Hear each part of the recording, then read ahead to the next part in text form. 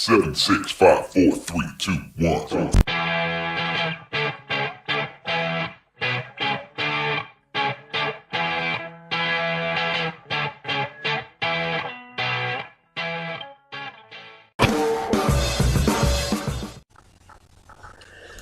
Hey, what's up guys, it's Repeat back, and this it was originally going to be my Backlash thoughts video. I thought I'd already filmed it and posted it, but I've checked and obviously I haven't.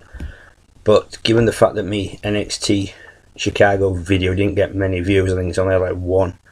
I'm not sure if that's because I posted it too late or whether it's just like people are sort of losing interest. So what I've decided to do is I'm going to do like a Backlash thoughts video anyway, but I'm also going to tag a bit on the end about the new champion, which is something that if I'd have done originally, I may have done it a bit more different to how I'm going to do it now. So without further ado, I'll flick through very quickly the event itself and what I thought of it, and then I'll get to the back end, the main event, and then go on to my thoughts about it and see how it goes. So obviously the first match was Nakamura and Dolph Ziggler. I actually recently attended a WWE event in Sheffield. Some of you may have seen the video that I posted up with photographs and bits of footage that I filmed from there. Like it's in the video, I apologise, but it does look like we were a million miles away, but we weren't. I honestly need a phone with a better camera, so I think when my upgrade is due, that's going to be my priority. I actually got to see Ziggler, like I was saying, and Nakamura face off there, and when Nakamura's music hit, I got goosebumps. My friend who I was with, after the match, we'd sort of turned to each other and said, I never thought I'd see Shinsuke Nakamura wrestle, because I never thought that he'd come to WWE. I'd seen his New Japan Pro Wrestling stuff, and I honestly never, like I said, never thought I'd get to see him wrestle, but I have. And like I say, as soon as his music hit and he came out, I just had goosebumps. It was an immense feeling. They had a really good match at Sheffield. It was the Backlash one started off very similar to how they wrestled in Sheffield, but then they took it up a notch, which obviously being a pay-per-view you would expect it to. And I believe that was Nakamura's first televised match. As such, I'm not 100% sure on that. I'm pretty sure it is, but if I'm wrong, no doubt somebody will tell me. I never doubted for a minute that Nakamura would win on his debut pay-per-view, but it was a great match. Ziggler, massive props to him. Both guys put on a hell of a show. Next up was Breezango and the Usos for the SmackDown Tag Titles. Again, two teams that were at the Sheffield event, and the tag titles was on the line, but it was like a three-way match. There was Breezango, the Usos, and the Colognes were involved in this. The segment where Tyler Breeze was rolling from one corner to the other and then back again, which really annoyed whichever Uso it was. He actually did that at Sheffield. I laughed my ass off then, and I laughed again at Backlash, because it's nice to see a bit of comedy in a match. So it wasn't Breezango and the Usos in the tag title match at Sheffield. It was American Alpha, the Usos, and the Colognes. Breezango teamed up with Ty Dillinger and took on the Ascension and Aiden English. But yeah, the segment in that section with I believe it was Connor of the Ascension. I really liked it. I liked Tyler Breeze dressing up, coming in as the janitor and then dressing up as the old woman. The comedy element was pretty cool. It's something you don't often see on WWE TV. Again, I said to my friend who I was with at the time, Lee, I said it's nice to see a bit of comedy in a match. It must be nice for them to be able to do house shows like that where it's not televised and have a bit of a laugh and a giggle. But yeah, I enjoyed the match. Usos retained. I expected they would, but I'm hoping that that Breezango might keep it together and get another title shot. I haven't actually watched last week's SmackDown yet, I must admit. I'm a week behind. So obviously if they've split, then I just made myself look a bit of a pillock. So next up on Backlash was Sami Zayn and Baron Corbin. There wasn't really much build up to this one. It just kind of came out of nowhere. I think Shane made it on the night. I think it said on the pre-show. I wasn't expecting much of this match, but I enjoyed it a lot more than I thought I would. I was expecting Corbin to get the win, but I was surprised and happy to see Sami Zayn get the win, so that was pretty cool. Next up was Carmella, Natalya and Tamina versus Becky, Naomi and Charlotte. This was another match that was shown in Sheffield, the exact same teams.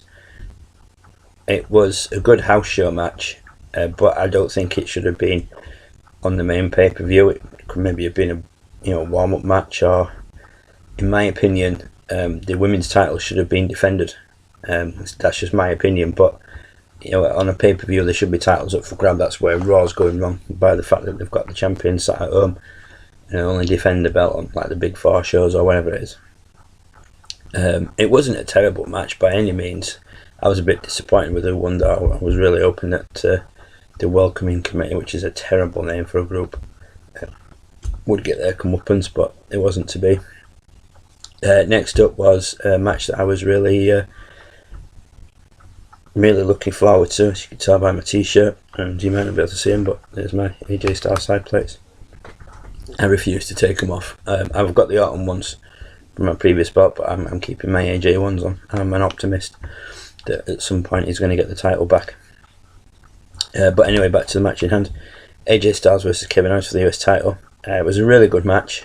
It ended cheaply though, but that fits Owens' heel character. It was a bit of a screwy ending, Styles getting his foot caught in the hole on the table and getting counted out. I was hoping Styles would be the new US champion. Wasn't to be though, but still, like I said, an enjoyable match. Maybe Styles will get another shot further down the line, or maybe he'll move back up to world title contention. Next up was Rowan and Harper. Again, another match I saw in Sheffield, but it had the opposite result on SmackDown Live, which they faced up on. No, bear with me. My mind's gone to mush. Yeah, Rowan versus Harper. Eric Rowan won at Sheffield, I think. No, he did. Harper won at Sheffield. I believe they had this same match on SmackDown TV, SmackDown Live, and I think Eric Rowan won. And then at this pay-per-view Backlash, yeah, Harper beat Eric Rowan. The match at Sheffield was great. This one was really good. It was absolutely, like, as JR would have said, a slobber knocker, just hitting everything. And as JBL would say, they was blocking each other's punches with the faces. It was a really hard hitting match. They put on a hell of a match. Both guys for their sizes. They mentioned it on commentary, but you've got to appreciate how agile these two guys are. The drop kicks and the jumping around, especially Harper. I think Harper may possibly become a WWE champion at some point. Rowan, I'm not so sure on. I can't see why he wouldn't. They just need to develop his character a little bit, and but definitely Rowan will be a US title or mid-card title holder at some point. I'm sure of it. But I think Harper, given the fact that he was sniffing around the WWE title with the whole Bray Wyatt and Randy Orton storyline, I can't see why Harper won't get put back into title contention. I've done it again. Contention. That leads up to the main event. Jinder Mahal versus Randy Orton. Now, I knew the result of this match on Monday morning, which is the downside to social media. I went up to Facebook to check people's birthdays, wish them happy birthday. First thing that pops up was a picture of Jinder Mahal with the title, and I was fuming. However, I've sort of, like I said, this is why I'm glad I've done the video now, come to realise that Jinder Mahal is not the worst choice. It just seemed a bit weird that he's gone from being a jobber on Raw, where he was getting beaten by everybody, and then he jumped to SmackDown, and the next thing you know, he's #1 contender. A lot of people have said it's due to the massive deal that WWE have got going on in India, and that wouldn't actually surprise me. That they've just put the belt on him until this deal's done, and then they'll take it off him.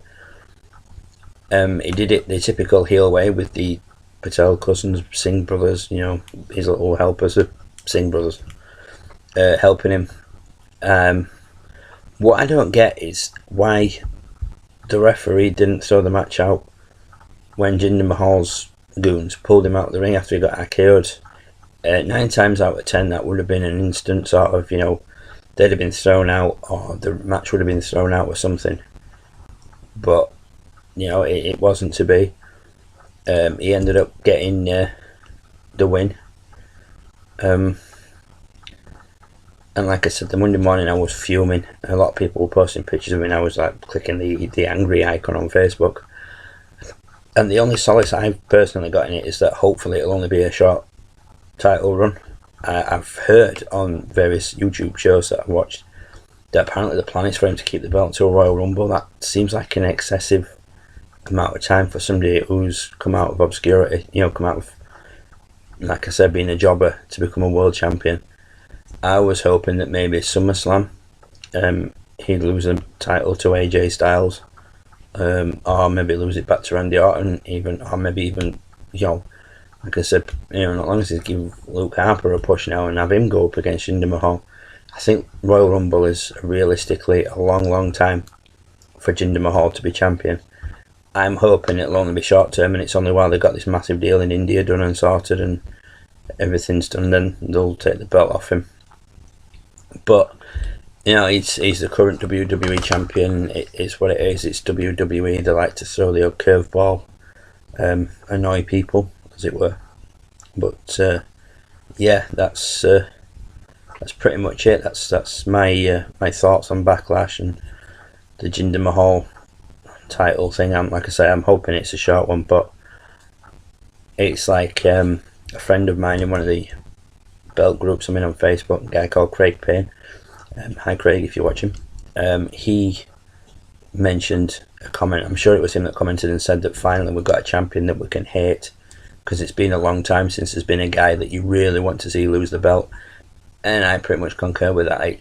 It has been a long time since we've had a champion that everybody's just like, will somebody please take the title off this bastard? And I think Mahal is going to be the champion that we want to see lose. So yeah, that'll do it, guys. That's my Backlash video. I did post a video a couple of hours ago, a few hours ago now, with the Kenny Omega theme music. It's the first time I've done one of those videos. I'm going to see how it goes down, and I'm going to see what happens, whether I get it removed due to copyright issues or whatever. But if it stays up, I might post a few more of those occasionally. You know, people or individual wrestlers that I really like, or whatever, tag teams, etc., factions whose music I really like. Obviously I won't be able to do any WWE ones because they're really strict on it. They can get pretty arsey about things. So but yeah, that'll do it for now, guys. I'll be back. My next video probably, I've got some bits of merchandise waiting to arrive. It's only a couple of pieces. I've already got one new item that I want to show you guys, and some new DVDs. So as soon as all those last two items from the Euro shop have arrived, which should be some point this week, I'll do a video of those, and then my next video will probably be like similar to the Sheffield one, because I'm going to NXT in Leeds on the 7th of June. So I'm hoping to get plenty of pictures and videos, etc. from there. So yeah, that'll do it for now, guys. I'm going to wrap this video up. I've been going on for a bit now. So yeah, I'll catch you soon with my next video. As always, guys, take care. See you later.